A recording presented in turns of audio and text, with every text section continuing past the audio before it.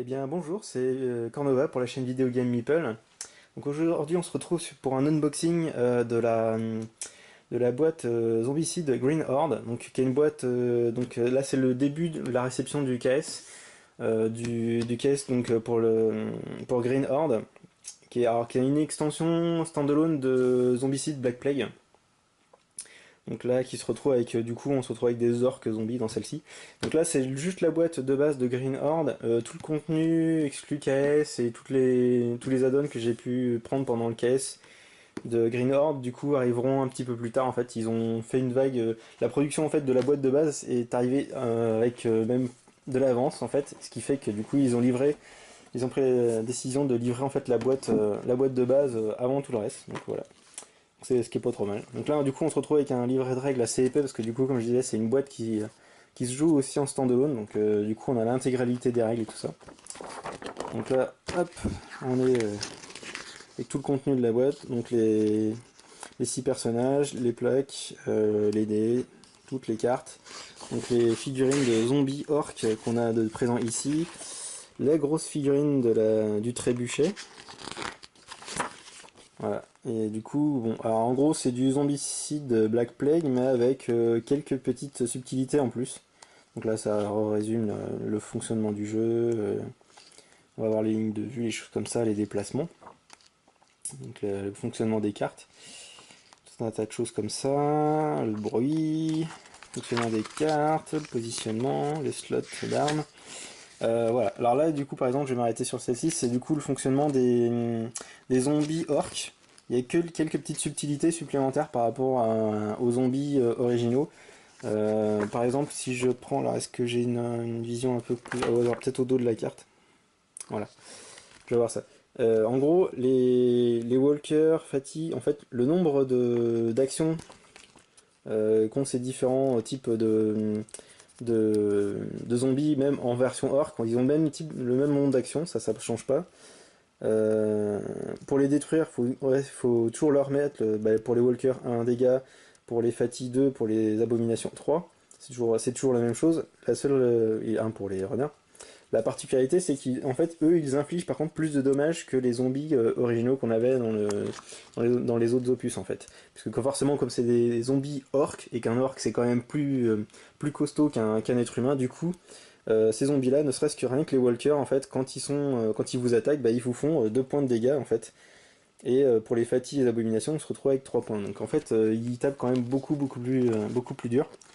Donc on est sur des zombies qui vont être un petit peu plus violents quand on va se faire toucher, on va se faire toucher assez violemment. Ça introduit aussi du coup, d'où le nom de cette boîte là qui est Green Horde, et le système de la Horde. Tout simplement en fait sur les cartes d'apparition des zombies, du coup on va avoir ce symbole de Horde ici en haut, et avec du coup des petits symboles ici. En gros ce que ça veut dire, par exemple ici ça nous dit en niveau... Hop là, moi je sais que j'ai le pied de ma caméra qui me dérange. Là, ça nous dit par exemple, là pour le niveau rouge, ça nous dit de mettre, gros pour un point de spawn, de faire apparaître 6 orques walker. Et en fait, là, le plus gênant, ce que ça nous dit, c'est qu'en plus, il y en a un septième qui lui va en dehors du plateau dans la zone de horde. Et en fait, là, ce qui est résumé ici, en gros, là, on tire une carte avec le symbole de horde, on place nos troupes ici, et on en met une du type de la carte, du coup, dans la zone de horde. En fait, en gros, le système de la horde, c'est tout simplement, il y a un moment où en fait la horde va être déclenchée et elle va apparaître et débouler violemment sur le terrain, sur le plateau, et du coup, on va avoir vraiment une grosse masse de zombies d'un coup qui va nous arriver dans la tronche. Sachant que du coup, ce qu'on a vu tout à l'heure aussi en début comme figurine qui arrive en plus, on a du coup le fonctionnement avec le trébuchet notamment, qui nous permet du coup de faire des grosses attaques de zone sur le terrain, mais aussi sur la horde en dehors, présente en dehors du en dehors du qui est en dehors du plateau. Voilà, donc là après, donc la gestion des combats, là normalement on n'a pas de modification, gestion des nécromanciens, la magie. Là aussi on a de nouvelles petites choses. On a la présence de barricades. Alors ces barricades en fait tout simplement elles bloquent le mouvement et pas les lignes de vue. Et on a aussi la présence des haies comme ça qui bloquent la ligne de vue mais ne bloquent pas le mouvement en fait. Sachant que quand un héros passe à travers une haie, S'il n'y a pas un autre héros n'a pas de ligne de vue sur la zone derrière la haie, du coup on va lancer un dé et si on tombe sur un 1, enfin, c'est ce qui est résumé ici, sur un 1 on rajoute un Orc Walker du coup de l'autre côté. C'est la petite surprise. En fait on ne sait pas forcément ce qu'il y a derrière, ce qui se trouve derrière les haies, donc forcément quand on les traverse derrière on a un risque que derrière la haie il y a un zombie. On a aussi la présence de zones d'eau qui tout simplement coûtent beaucoup plus d'action pour se déplacer et en sortir. Donc ils vont en fait aussi générer des mouvements un peu différents. Donc là on a les règles pour jouer en mode ultra rouge et pour aller au-delà du nombre de survivants. Et là du coup bah, on a les différentes quêtes. Donc avec du coup là ça nous dit où placer le trébuchet et tout ça. Donc là voilà, ça va. Donc on a les différents scénarios. Avec pas mal de choses. Avec toutes les règles et tout ça. Toutes les compétences, un rappel de toutes les compétences. Et puis à la fin, le petit résumé comme d'habitude du fonctionnement des tours, des actions et tout ça. Ça c'est la règle. On a un petit stickers qui... Ok, si je comprends bien le truc, c'est que en fait, si je me souviens bien de ce qu'il y avait déjà dans Black Plague, hop là, on avait, oui c'est ça, sur le côté de la boîte ici on a un rappel du positionnement de toutes les figurines, et si j'ai bien compris ce truc là, c'est tout simplement qu'il faut coller cet autocollant à la place, parce qu'en fait, l'ordre des figurines présents ici, sur le bord du carton, en fait, ne correspond pas en fait, à la position réelle de ces trucs là, en fait. En gros, il y a eu une petite erreur, et du coup ils ont rectifié le truc en mettant un sticker pour remplacer dedans. Donc c'est plutôt sympa. Ils se sont rendus plutôt rapidement d'une petite boulette et ils l'ont corrigé de façon sympa. Puis avec un petit texte de fluff qui t'explique qu'en fait les, les personnages ont rompu la formation et ils se sont plantés dans leur positionnement. Donc ça c'est drôle. Donc du coup on se retrouve avec pas mal de figurines là qui sont là. Donc bah on a les plaques, on a du coup nos cartes de héros. Du coup, alors nous avons qui? Assim, Bérine, Johan, Megan, Rolf, qui ressemble méchamment à Célie. Et Rolf ressemble méchamment à une autre figurine de Black Plague. Bref. D'accord. Ah, et puis je pense que le symbole ici permet de savoir que ça vient de l'extension, ça. Donc encore des nouveaux personnages. Bien sympathiques. Donc des socles, des jetons, les dés. Alors ici, en dessous, est-ce qu'en dessous les plaques on a quelque chose? Hop là. Rien de particulier. Oh, on a surtout des figurines qui sont en train de se balader en dessous. Ici on a le deck de cartes, du coup. Hop là. Alors du coup ici on a... Hop là. Une carte d'apparition du coup des zombies tout simplement. Donc là avec le symbole de horde. Ce que je vais voir c'est... Ah oui, ils sont quand même présents, le symbole de horde est quand même présent ultra... Oui d'accord, il est quasiment présent sur toute l'intégralité des cartes en fait. Les nécromanciers orques. Ah oui d'accord, qui en plus ont un symbole qui ont eux aussi un symbole de horde, ce qui fait qu'ils rajoutent un walker, un fatty et un runner, d'accord, ok. Ouais c'est sympa, mais si même les nécromanciens en rajoutent aussi. Ok, Hunter the Horde, donc ça c'est les fameuses cartes que quand on les tire du coup, tous les zombies qui sont dans la zone de Horde apparaissent sur une zone. Donc ça fait vraiment un gros flot, ça peut faire un gros flot de zombies qui arrivent violemment d'un coup. Donc ok, bien sympa. D'accord, donc en fait il y a quand même des niveaux où parfois il n'y a pas de rajout dans la horde. Par exemple là il n'y a pas de rajout. Ah oui, forcément c'est l'abomination. D'accord, ouais, quand c'est l'abomination. En fait ouais, ça marche à chaque fois, on en rajoute à chaque fois dans la horde, sauf quand c'est une abomination quoi. C'est. Ah les vaches. Donc c'est vrai, ça doit être sympa quand on joue avec ces cartes là, la horde doit rapidement se remplir. Ouais, ça doit être assez tendu quand même. Donc ça c'est les cartes d'apparition. On va voir quoi là? On va avoir les. Hop, donc ça ce sont les équipements de départ. Donc on retrouve les épées, un arc et On sort. On a également du coup là, ce sont des objets magiques ou des artefacts? Bonne question. Donc avec justement aussi l'introduction du système des gemmes qui indique à partir de quel niveau seulement on peut utiliser ces équipements. Et par contre celle-ci, du coup par exemple, il faut être vraiment au niveau orange pour pouvoir l'utiliser. En même temps, elle tabasse pas mal, j'ai l'impression quoi. D'accord, ok, sympa. Et là du coup on va voir toutes les autres. On a la carte de résumé pour le trébuchet. Avec les différents types de munitions, en fait, on dit en fonction du type de munitions qu'on met dans le trébuchet, du coup ça va nous faire lancer un certain nombre de dés, un certain nombre de dégâts que ça fait en fait. Donc forcément ceux qui font le plus de dégâts, du coup on lance moins de dés, mais du coup c'est quand même plus puissant. Donc voilà, ok, d'accord. Donc ça c'est le résumé de. Hop là, j'ai une carte qui est tombée et qui est une carte de. Ah, Urkolka. Ah, sympa, ils ont fait la main verte. C'est une variation de la carte d'apparition d'un Walker. Donc là on a nos fameuses pommes. Donc ouais, on est sur des équipements assez standards. Les dagues courbes. La bille de dragon. Un marteau nain.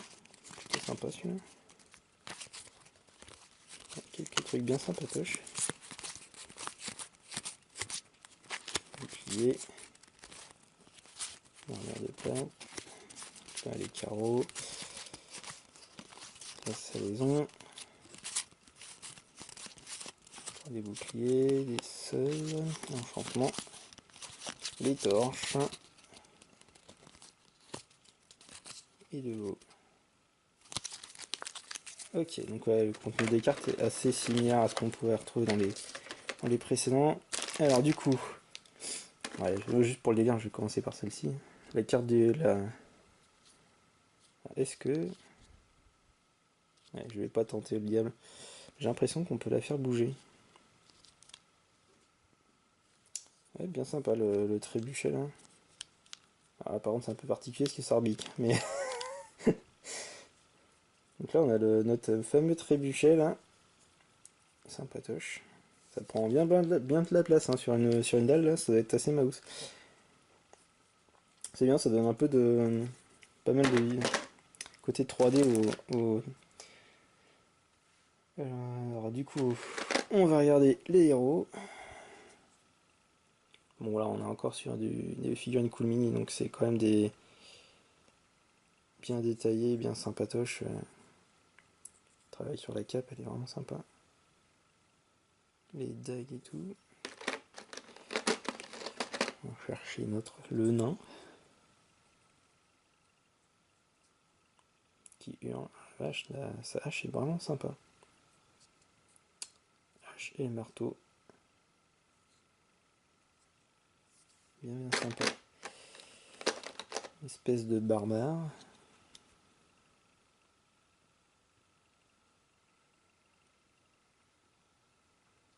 Il m'a l'air un petit peu freluqué pour un barbare.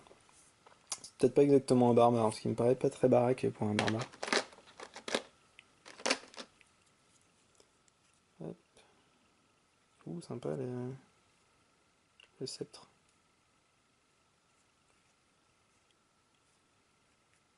Le sceptre, l'épée et tout ça, ouais. Ils arrivent à faire certaines poses bien dynamiques, c'est vraiment sympa. Excellent. Avec les sabres, l'épée courte, les dagues, le sabre courbe.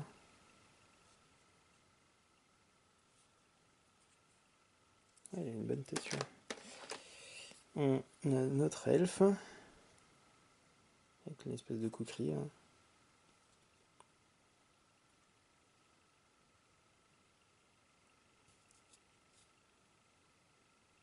Gigantesque épée. Yes, alors on a quoi? On a notre nécromancien. Hop là. Notre nécromancien orc. J'ai l'impression que la caméra a un peu de mal à faire la mise au point sur du verre. Donc avec son bâton et son espèce de grande dague et sa grande peau de fourrure là derrière. Hop, voilà. L'abomination.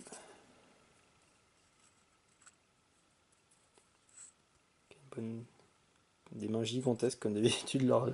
Les abos ont toujours des mains gigantesques. Il a bien une belle sa gueule. Alors j'ai l'impression que le vert à la caméra rend pas super. C'est un peu particulier. Ça doit prendre assez particulièrement assez bizarrement la lumière. Du coup j'ai l'impression que la caméra a un peu du mal. Alors on a quoi ici? On a un Fati.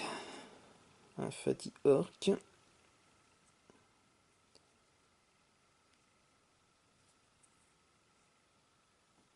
Vraiment sympa celui-là. Avec la goule grande ouverte.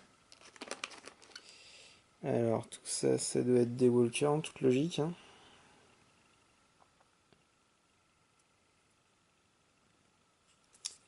Il y a plusieurs sculptures par typologie de... Là c'est encore un walker. Avec ses freins complètement en charpie, hein, c'est vraiment sympa. Alors celui-là, il a une espèce de collier ou je ne sais trop quoi. Il est putain d'abdos cet orque là.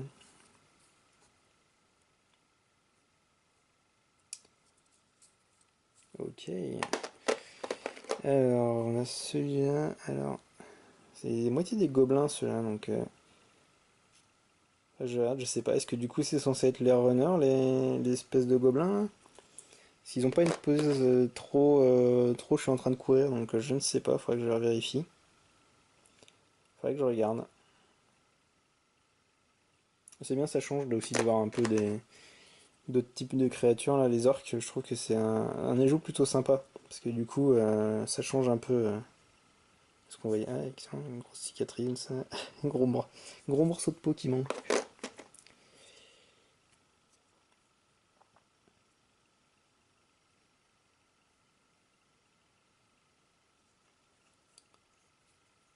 Bien sympa. Le tissu déchiré et tout ça. Sympatoche. Parce que non, c'est un Fati, mais c'est pareil, la pose et la sculpture est différente.